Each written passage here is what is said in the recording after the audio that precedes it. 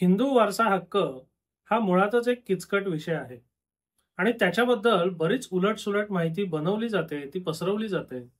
त्यामुळे होतं काय, की आधीच जो विषय किचकट आहे, त्या विषयाबद्दल अधिक माहिती मिळण्याच्या ऐवजी अधिक संभ्रम बाकी निर्माण होतो. असाच संभ्रम निर्माण झालेला आहे हिंदू वारसा हक्क किंवा हिंदू उत्तराधिकार आणि पिढ्यांची संख्या याच्या संदर्भात. आता यापूर्वी आपण या विषयावर एक व्हिडिओ बनवला होता, ज्यामध्ये हिंदू उत्तराधिकार कायदा, 4 पिढ्या, 12 वर्ष या गैरसमजाबद्दल आपण बोललो होतो. पण त्याच्यानंतर मध्यंतरी आपल्यापैकी काही लोकांनी मला 2-4 व्हिडिओ पाठवले.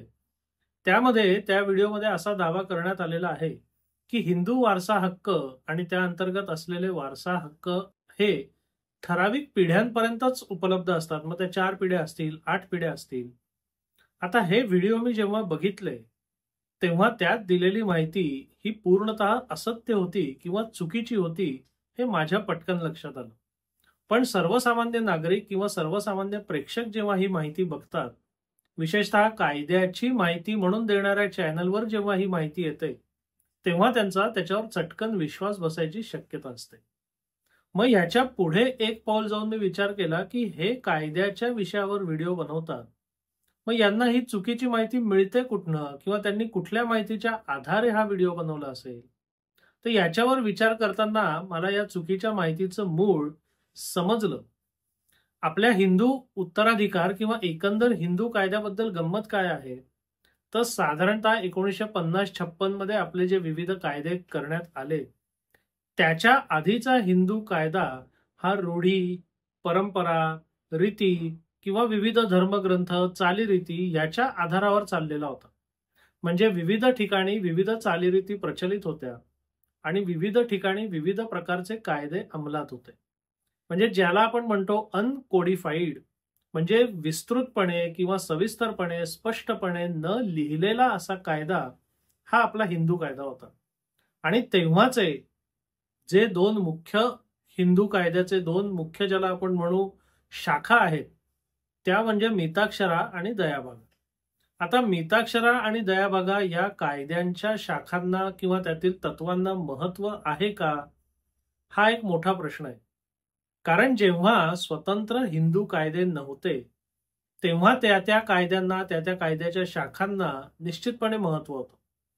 पण 1950च्या दशकामध्ये विवाह असेल, वारसा हक्क असेल, यासारख्या महत्वाच्या विषयांवर स्वतंत्र कायदे करण्यात आलेले आहेत. मग आता स्वतंत्र कायदे जे लेखी आहेत, सुस्पष्ट आहेत, त्याच्यावर विविध कायदेशीर तरतुदी आहेत, त्यांच्या पार्श्वभूमीवर जर या जुन्या अलिखित कायद्यांचा आपण विचार करायचा झाला, तर साहजिकपणे अलिखित कायद्यांपेक्षा लिखित कायद्यांना हे जास्त महत्व द्यायला लागेल. आणि बरं, नुसतं कायद्यांनाच महत्व देतो आपण असं आहे का? तर नाही. त्या कायद्याच्या अनुषंगाने जे विविध निकाल येत असतात, मग उच्च न्यायालय असतील, सर्वोच्च न्यायालय असतील, त्यातनं सुद्धा आपल्याला त्या कायद्याचा अर्थ आणि त्या कायद्याची उत्क्रांती कळत जाते. म्हणजे साधा हिंदू उत्तराधिकार कायदा आपण जर घेतला, तर हिंदू उत्तराधिकार कायद्यामध्ये 2005 ची सुधारणा, त्याच्यानंतर विनीता शर्माचा खटला, अशा कितीतरी सुधारणा होत गेल्या आणि या सुधारणाच्या अनुषंगाने तो कायदा उत्क्रांत होत गेला किंवा अजूनही उत्क्रांत होतोय. म्हणजे आपण नव्याकडे, उगवत्या सूर्याकडे तोंड करून उभं राहायचं का मावळतीकडे, अंधाराकडे तोंड करून उभं राहायचं?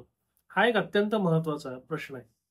आणि जेव्हा आपण लिखित कायदे असताना सुद्धा अलिखित कायद्यांना, त्यातील तत्वांना अवास्तव महत्व देतो, तेव्हा आपण प्रकाशाकडे पाठ करून अंधाराकडे तोंड करून उभे आहोत असंच म्हणायला लागेल. म्हणजे या सगळ्याचा एकंदर गोषवारा असा आहे, की जुने जे अलिखित कायदे होते, त्यामध्ये पिढ्यांसंदर्भाने काही तरतुदी, काही उल्लेख आहेत, ते सुद्धा फार सुस्पष्ट नाहीये.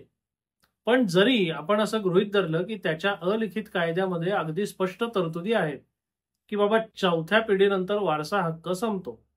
पण त्याच्यानंतर आपण जे लिखित कायदे बनवलेले आहेत, त्यामध्ये वारसा हक्क, पिढ्या किंवा अमुक व्यक्तीचा वारसा हक्क अमुक पिढीनंतर संपतो किंवा अमुक पिढीनंतर सुरू होतो, अशी कोणतीही कायदेशीर तरतूद अस्तित्वात नाही.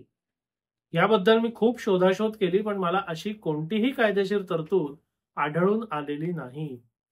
याच्या उलट कोपार्सनरी अधिकार म्हणजे वडिलोपार्जित मालमत्तेमधला वारसा अधिकार हा जन्मसिद्ध अधिकार आहे.